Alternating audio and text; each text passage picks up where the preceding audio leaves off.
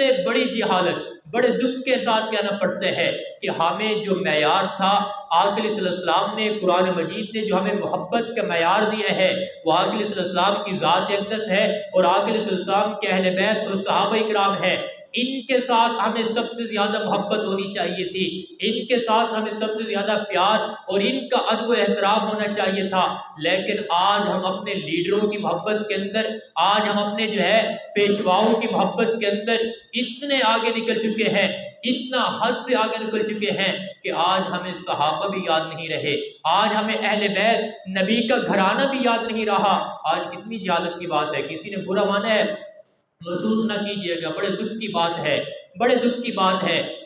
کسی نے سوچا ہے کہ کتنی بڑی توہین کرائی گئی ہے، کسی نے سوچا ہے، کسی نے برا منایا ہو، کسی نے اس کی مذمت کی ہو کہ جب عید کے بعد ایک بچے سے بڑے جلسے کے اندر کہا گیا، وہ بچہ کہتا ہے کہ جو ہے حضرت عبداللہ اور حضرت آمنہ پوری کائنات کے اندر سب سے بہترین والدین ہیں، کیونکہ انہوں نے آقا صلی اللہ علیہ وسلم کو پیدا کیا ہے، آقا صلی اللہ علیہ وسلم کی وجہ سے وہ پوری کائنات کے اندر سب سے بہترین اور سب سے افضل والدین ہیں۔ دوسرے نمبر پر جن والدین کا تذکرہ کیا آپ نے برا منایا ہے، کبھی کبھی ایمان سے سوچا ہے کہ کتنی بڑی بات کی ہے۔ دوسرے نمبر پر وہ بچہ کہتا ہے کہ حضرت عبداللہ اور حضرت آمنہ کے بعد پوری کائنات کے اندر سب سے بہترین اور سب سے افضل، دوسرے نمبر پر کہتا ہے، دوسرے نمبر پر سب سے بہترین اور سب سے افضل مسٹر اکرام اللہ نیازی اور شوکت خانم ہے۔ تو کبھی سوچے کتنی بڑی توہین کی ہے۔ حضرت فاطمہ، حضرت عائشہ، حضرت مریم کے بارے میں قرآن مجید کہتا ہے وَإِذْ قَالَتِ الْمَلَائِكَةُ يَا مَرْيَمُ إِنَّ اللَّهَ اصْطَفَاكِ وَطَهَّرَكِ وَاصْطَفَاكِ عَلَى نِسَاءِ الْعَالَمِينَ، اے مریم ہم نے تجھے پاکیزہ کیا اور جہان کی ساری عورتوں پر تجھے فضیلت دی ہے۔ تو آج ہم کہاں پہنچ چکے ہیں؟ اپنے لیڈروں کی محبت کے اندر، اپنے لیڈروں کی محبت کے اندر اتنے آگے نکل چکے ہیں کہ نعوذ باللہ نعوذ باللہ۔ کسی نے وہاں پر وہ بچہ ہے، ہم اس کو معصوم کہتے ہیں، ٹھیک ہے اس نے غلط کہا ہے، جو اس اسٹیج پہ کھڑے ہو کے تالیاں بجا رہے ہیں، اس کی اس تعریف پر خوش کہہ رہے ہیں، خوشی کا اظہار کر رہے ہیں، تو خدا کی قسم کسی مفتی سے جا کے فتویٰ لو کہ اپنا ایمان ختم کر چکے ہیں۔ اتنی بڑی توہین، اتنا بڑا جو ہے جرم کہ ہم تالیاں بجا رہے ہیں، خوش ہو رہے ہیں، اور میں خدا کی قسم آپ کو کہتا ہوں کہ لوگوں اپنے ایمان کی حفاظت کرو، یہ فتنوں کا دور ہے، اپنے ایمان کی حفاظت کرو، اپنے لیڈروں کی محبت کے اندر آ کر، اپنے لیڈروں کے جو ہے پیار کے اندر آ کر اتنے آگے نہ نکل جاؤ کہ تمہیں اپنے ایمان کی بھی فکر نہ رہے، تمہیں صحابہ بھی بھول جائے، اہل بیت بھی بھول جائے، نبی کا گھرانہ بھی بھول جائے،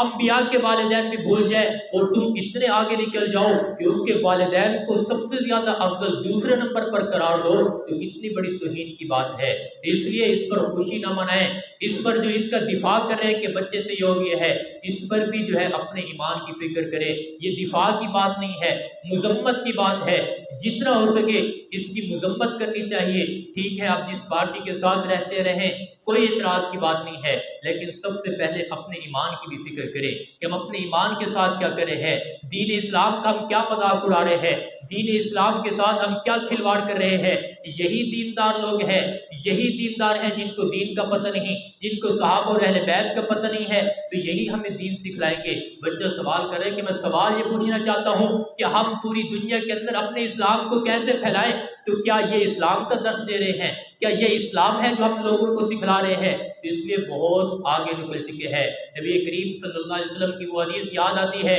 نبی کریم صلی اللہ علیہ وسلم نے فرمایا تیرا کسی سے محبت کرنا تجھے اندھا اور بہرا بنا دے گا۔ جب آدمی محبت کے اندر آگے نکلتا ہے تو پھر آنکھوں سے نہیں دیکھتا، اس کی غلطیاں نظر نہیں آتی، پھر اس کی برائیاں سنتا بھی ہے لیکن اتنا بہرا ہو جاتا ہے کہ اس کی غلطیاں بھی اچھائیاں نظر آتی ہیں۔ اس لیے نبی کریم صلی اللہ علیہ وسلم کے اس فرمان کو بھی مد نظر رکھیں، اپنے اسلام کو بھی، اپنے مذہب کو، اپنے دین کو، مذہب کو سامنے رکھ کر کسی سے محبت کرے، کسی کے ساتھ جڑے، کسی کا ساتھ دے، کسی کا ووٹ بنے۔ ایسا نہ ہو کہ کل قیامت کے دن یہی ووٹ، یہی محبت ہمارے لیے عذاب بن جائے۔ اس لیے سوچ سمجھ کر اپنا جو ہے ساتھ دے، سوچ سمجھ کر کسی کا حصہ بنے۔